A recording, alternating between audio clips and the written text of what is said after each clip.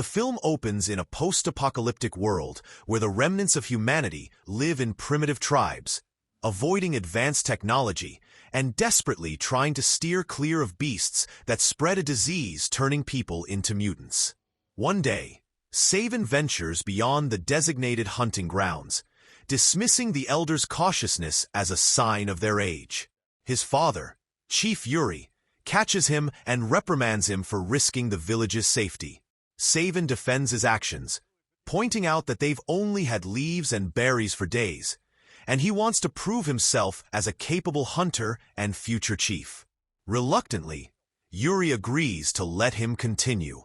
As they go deeper into the forest, they encounter Caleb, who is tracking an animal.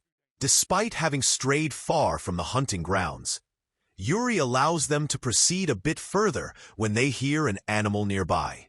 They soon face a massive mutated sloth, and to Caleb's annoyance, Yuri appoints Savant to lead the attack. Working together, they manage to bring down the beast, which is much larger than them.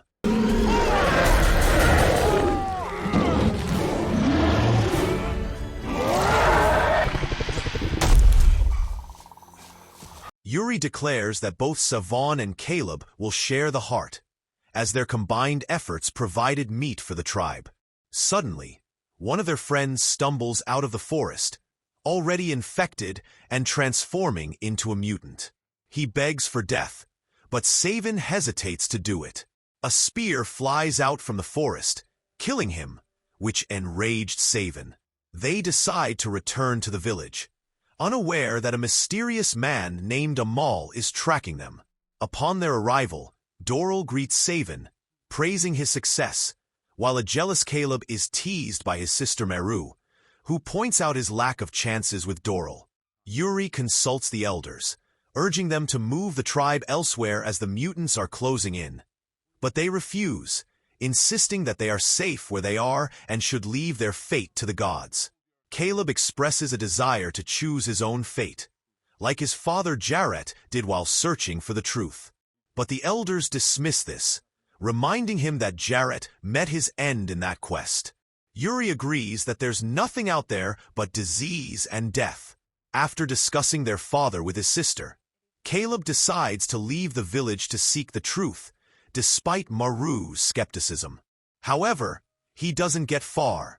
Upon reaching the river, he spots a group of mutants heading toward the village and returns to help. The mutants attack, and the warriors engage in a brutal fight. Although they kill some mutants, they are vastly outnumbered, and the elders order everyone to hide in a cave. As Cavemen watches the mutants kill his father, the elders instruct the young ones to seal the cave, leaving Caleb, Cavemen, and Doro outside. Doral is attacked by a mutant, but Caleb saves her, though she embraces Cavemen afterward. The trio hides behind a large rock, observing the mutants as they search for a way into the cave. Cavemen wants to distract and attack them, but Caleb believes they should seek help. Doral agrees, arguing that staying means certain death, while leaving offers at least a small chance of survival.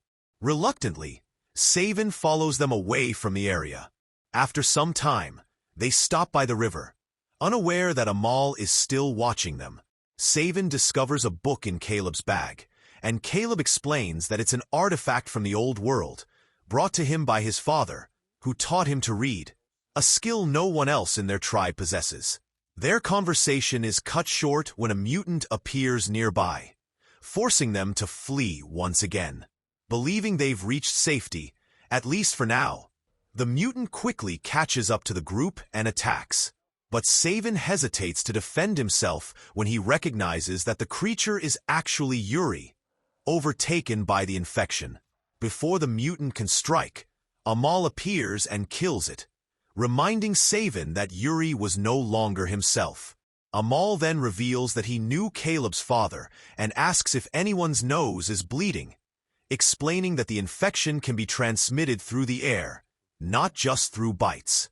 While a bite causes rapid transformation, merely breathing near a mutant can lead to a slower, more agonizing infection.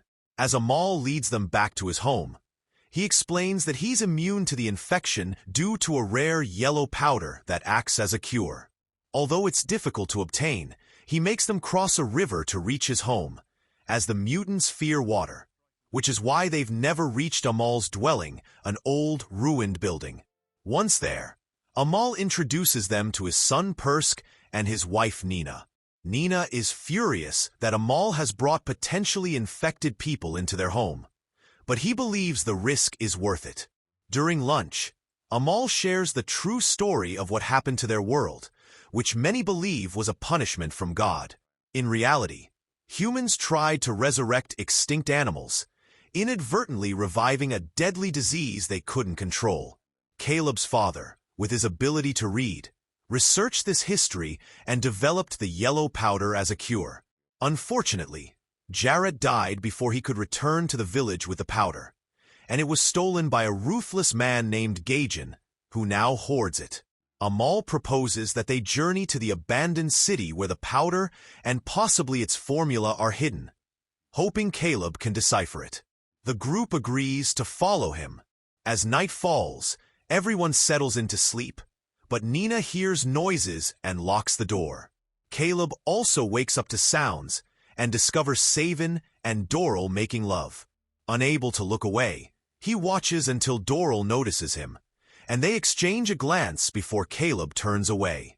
Meanwhile, back in the village, the mutants begin using the weapons from fallen villagers to break through the wooden barriers at the cave entrance.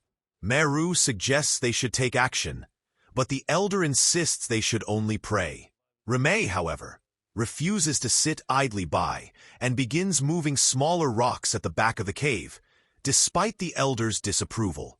Meru, believing survival is paramount, helps him dig. After they create a small opening, she, Remy, and Yomak crawl through it.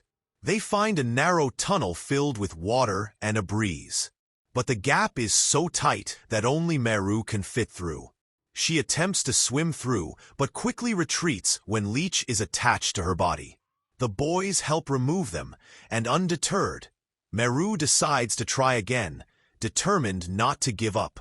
As this unfolds, the elders at the cave entrance watch the mutants through the gaps in the wood.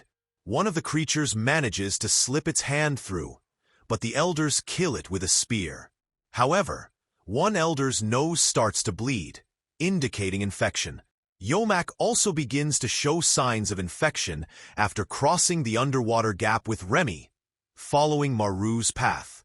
They discover a tunnel leading outside, but are met by mutants.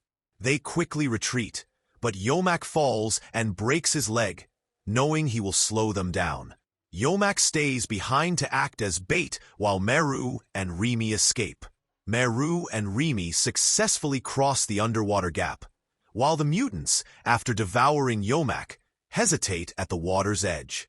When Meru and Remy return to the main cave, they find that many of their fellow villagers have succumbed to the disease, displaying its devastating symptoms. As the elder's condition worsens, he pleads for mercy, but Remy refuses to act.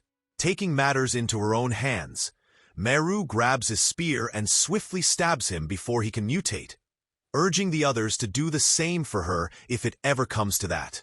The next morning, Amal and the trio set out from the ruins in search of the powder. They board Amal's raft, and the boys learn to row, a skill they've never encountered before. From the hills, a group of mutants spots them and starts hurling rocks, prompting the group to row faster until they manage to escape.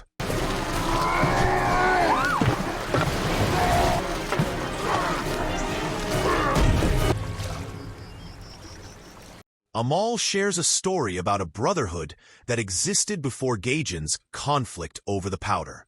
He believes some of the brotherhood might still be around, so when they reach the shore, he plans to light a beacon to see if they'll respond. While Amal is atop a tower igniting a fire, a group of mutants approaches, and he tells the trio to run while he fights them off.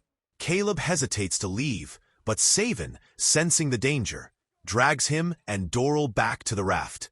Amal falls into a hole as the mutants pursue him, and one even falls in with him. Amal stabs the mutant with an arrow, trapping himself beneath its body. Unaware that the Brotherhood has seen the beacon and is on their way to help, the trio paddles away on the raft, only to discover that Doral is beginning to nosebleed, a sign of infection. Meanwhile, the Brotherhood rescues Amal, who informs them that he has found someone who can read and needs protection.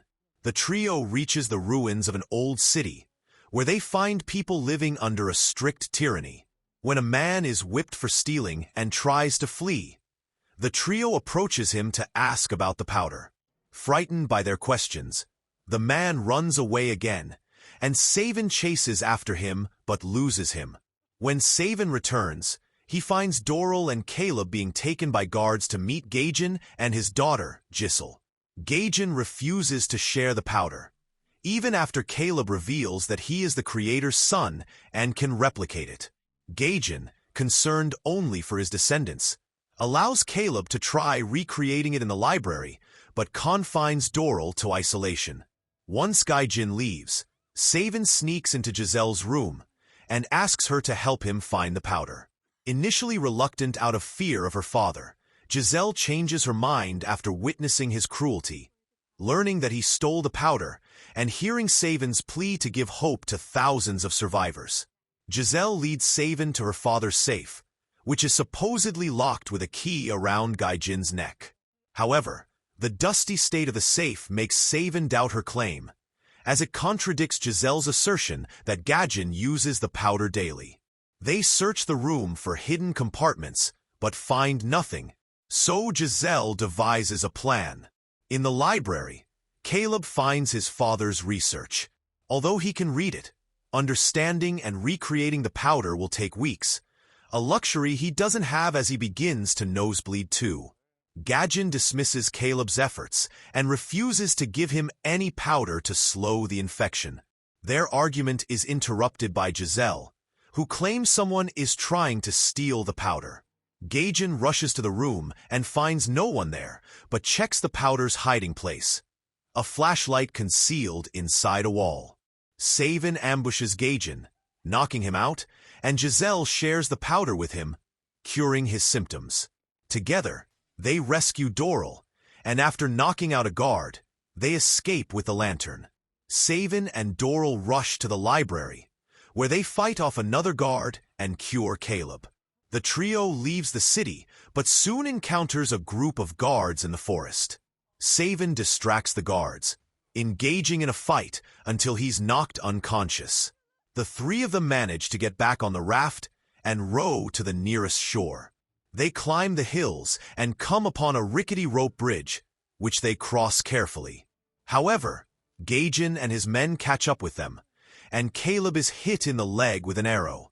Once across, Cavemen instructs Doral to help Caleb, as he is humanity's only hope with his ability to recreate the powder. Cavemen returns to the bridge and begins cutting the ropes, causing the soldiers to fall.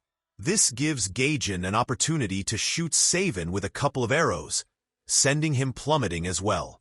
Doral and Caleb continue running and are soon found by Amal and the Brotherhood, who track them after discovering the abandoned raft. They quickly return to the village, where the mutants have started digging under the entrance to reach the tribe. The Brotherhood swiftly kills the mutants while Doral enters the cave to distribute the powder, just in time to prevent Meru from taking her own life out of fear of mutation. After the battle, Gaijin arrives and shoots an arrow at Caleb, but Amal sacrifices himself by taking the hit. Enraged, Caleb hurls an axe at Gaijin, finally killing him. Some time later, after taking Amal back to his home, Caleb says goodbye to his sister, who is now teaching children to read. He then sets off for the city, determined to find the library again and complete his father's work to save humanity.